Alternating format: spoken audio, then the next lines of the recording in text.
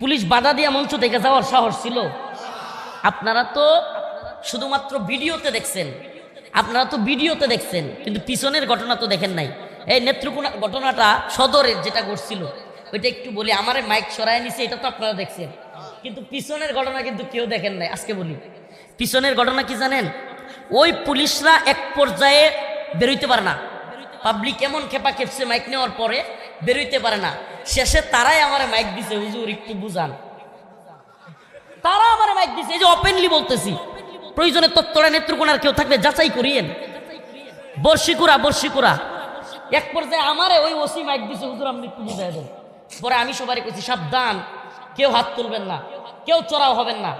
সত্যি বলি এটাও বলছি ওই শায়েকদের ভিতরে থাকার কারণে, কারণ আমি জানতেছি এখানে পাবলিক যেই খেপা খেয়েছে, এর মধ্যে এক পাগলা বাস লুয়ে এক পুলিশের ফিটের মধ্যে বাড়ি মারছি।